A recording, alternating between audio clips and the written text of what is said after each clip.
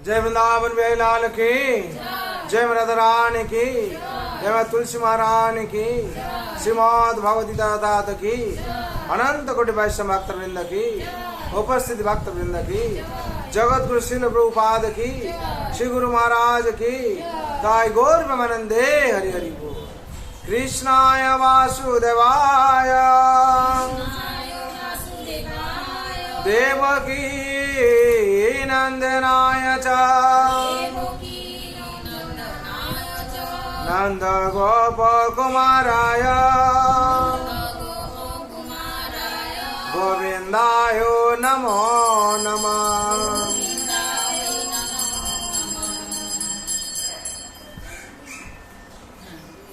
हरे कृष्ण।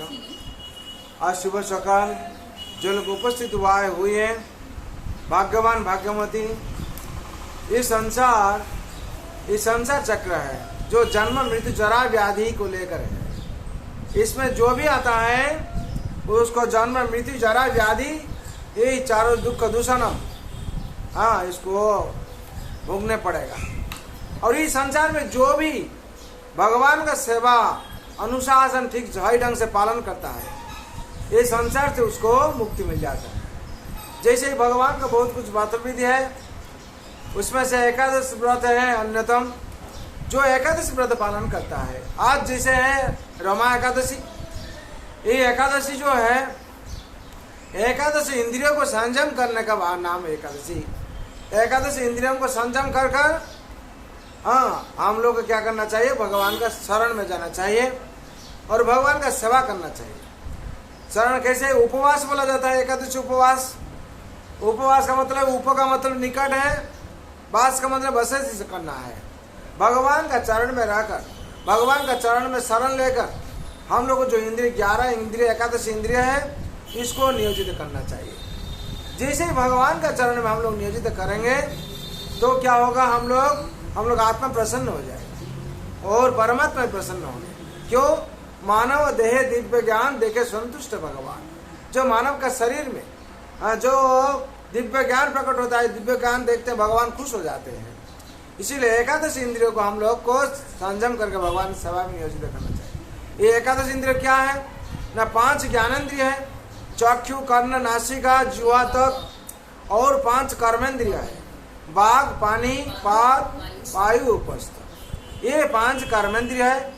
मन को लेकर 11 एकादशी इंद्रिय है। ये 11 जो इंद्रिय है, इसमें से मन सबसे राजा है।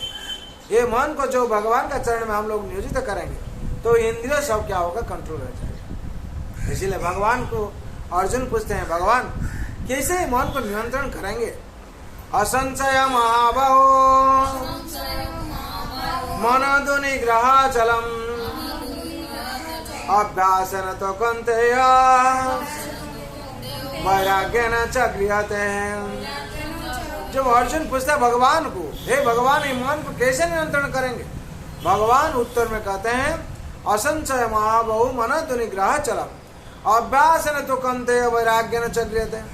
अभ्यास और वैराग्य का माध्यम से ये मन को नियंत्रण किया जाता है। क्या अभ्यास है ना, भगवान का भक्ति अभ्यास, भक्ति योग का अभ्यास। हाँ, साधु संग में आना और हाँ, भगवत गीता भागवत पाठ श्रवण करना, और क्या, हरि नाम जप करना ठीक से, हरि नाम, और भगवान प्रसाद भोजन करना, और चारों जो चीज भगवान को बोलते हैं, मन अर्पण करना भगवान को, और भक्त हो जाना भगवान का, और भगवान का पूजा करना, और भगवान को नमस्कार करना। ये भगवान विधि देते हैं। जो भी भक्त ये अभ्यास करता है उसको क्या होता है, वो जन्म मृत्यु जरा व्याधि चक्र से उत्तीर्ण हो जाएगा।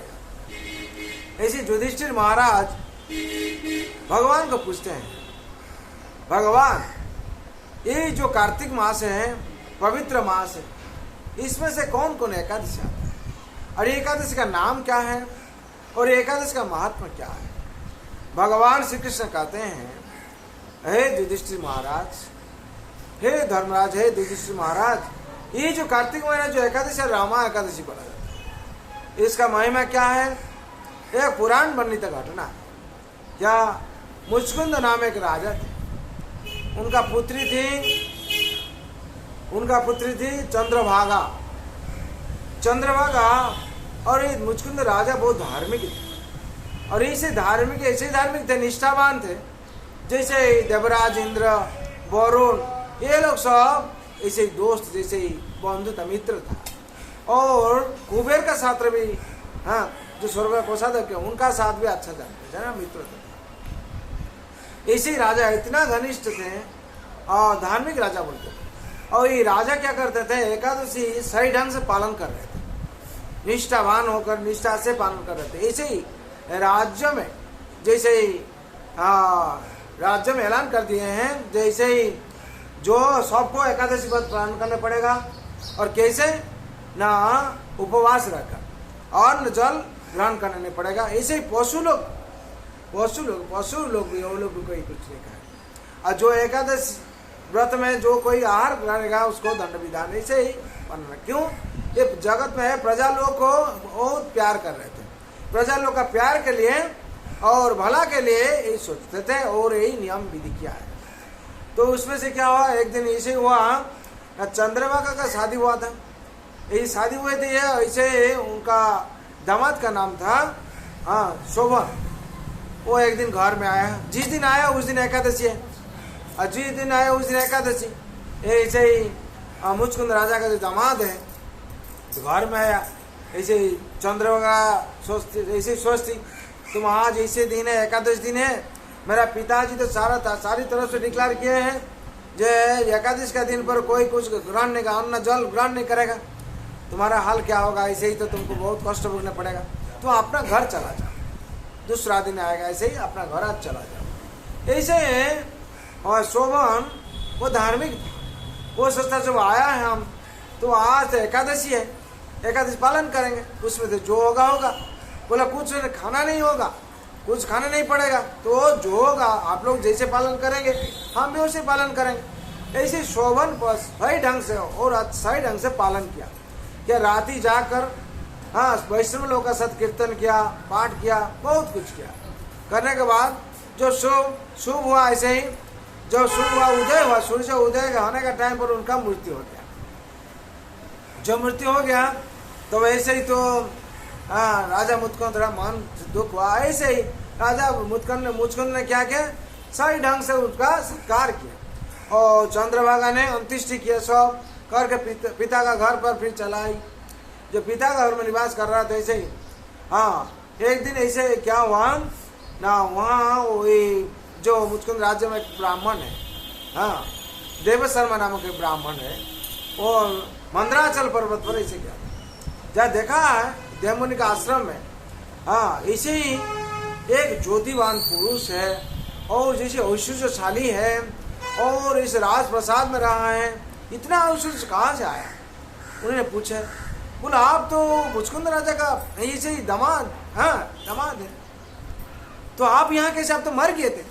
बोले मरने के बाद हम एकादशी दिन मेरा मृत्यु हुआ था, और सही ढंग से हम एकादशी पालन किया, इसीलिए मेरा यही जन्म हुआ है, यही भाव हुआ है, हम इतना ऐश्वर्य प्राप्ति हुआ है, और ऐसे हम जीवन यापन कर रहे हैं। और यही जो हम रहा है जहाँ, ये चलन मान है, चलन मान करता है। तो ब्राह्मण को बहुत सत्कार किया, ब्राह्मण को बहुत पूजा किया। पूजा करने के बाद ऐसे कहा, मेरा पत्नी है, आप पत्नी को जाकर आप थोड़ा मैसेज देना है, ऐसे ही संदेश पहुँचाना है, क्या हम ही मंदरी पर्वत पर हम वास कर रहे हैं। और पत्नी जो सुना है उसका तो विश्वास नहीं हुआ, उसकी विश्वास नहीं हुआ। इसी कोई मरने के बाद जीता कैसे होता है?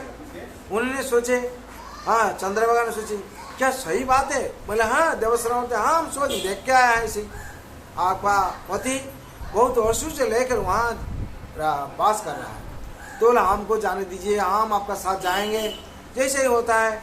वो क्या चंद्रभागा और देवशर्मा के साथ किया। जब जाके देखे ऐसे से, वो देख के बहुत खुश हो गया, और ऐसे देवशर्मा ने ऐसे ही संदेश दिए थे। वो तो चलमान पर्वत है, जहाँ रहते चलमान है। इन्होंने क्या किया ना, मेरा जो एकादश व्रत है इसका प्रभाव से हम उसको स्थिर कर दें। तो चंद्रभागा जाके वही जो चलनमान स्थिति है, स्थिर था, चलनमान उसको स्थिति किया है। करने के बाद और इसी वर्णना कर रहे थे, हम पिता का घर में 8 साल जो हुआ था, 8 साल से पहले हम यही व्रत कर रहा था, एकादशी व्रत। उसका प्रभाव से मेरा ये शक्ति प्राप्त हुआ। और दामाद को इसी शक्ति प्राप्ति हुआ। हाँ, एकादशी का दिन निष्ठा सहकर पालन कर रहा था, इसीलिए तो उसको पुनर्जन्म में हुआ और बड़ा ऐश्वर्यशाली हुआ। ऐसे ही जो भी आके संसार में ये एकादशी व्रत पालन करता है, और रमा एकादशी ऐसी पवित्र एकादशी है, जो भी पालन करेगा वो उसका ये जन्म मृत्यु जरा व्याधि से मुक्ति होगा। और क्या ना, ये संसार से और ऐश्वर्य और प्रेम से और शांति से जीवन यापन करेगा। इसीलिए चंद्रभागा इसको वर्णना करते हैं, जो भी संसार में आकर ये एकादशी पालन करता है उसका हर चीज मंगल हो जाता है। जैसे शोभन का जैसे हुआ था, वैसे पुनर्जन्म भी वो तो ऐश्वर्यशाली होता है और अच्छा परिवार भी होता है और भगवान का सानिध्य लाभ करता है। इसलिए संसार में जो भी आकर इस संसार में एकादशी व्रत पालन करता है उसका हर चीज मंगल हो जाता है और संसार से जन्म मृत्यु जरा व्याधि चक्र से उत्तीर्ण हो जाता है और अंतिम में भगवत धाम उसको प्रवेश करता है। इस संसार में जो भी एकादशी व्रत हम लोग कैसे पंचशस्य बाद दे के पालन करना चाहिए। पंचशस्य क्या है? चावल, गेहूं, दाल, जौ और सरसों। चावल, दाल, गेहूं और जौ और सरसों, ये पंचशस्य है। इसको हम लोग को बात देना चाहिए। क्यों ये पंचशस्य हम बात देंगे? नहीं, पंचशस्य अंदर में उस दिन क्या एकादशी का दिन पाप रहता है, पाप रहता है, पाप प्रवेश करके रहता है, वैसे वर पाया है। इस पंचशस्य में पाप प्रवेश करता है। जो भी पंचशस्य ग्रहण करता है उसका अंदर में पाप प्रवेश कर जाता है। हम लोग एकादशी व्रत पालन करना क्यों के लिए? ना पाप से निवृत्ति पाने के लिए। अगर फिर उसको भक्षण करेंगे, खाएंगे, तो पाप फिर प्रवेश कर जाएगा।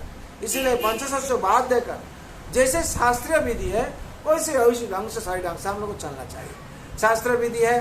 हाँ, ऐसे हम लोग क्या करते हैं ना, पपीता, आलू और कला उसको सिद्ध कर भी खा सकते हैं, साबू भी खा सकते हैं, बादाम खा सकते हैं, गाजर खा सकते हैं, बीट खा सकते हैं, इसको खा सकते हैं। और जो विधि है उसको पालन कर सकते हैं। साबू भी खा सकते हैं, साबू फलाव करता है, बहुत कुछ है। अभी तो बहुत आइटम भी निकाल गया एकादशी के। हाँ, जो भी संसार में आके पालन करता है उसका हर चीज मंगल है। और भगवान का चरण में हम लोग को शरण जाना चाहिए।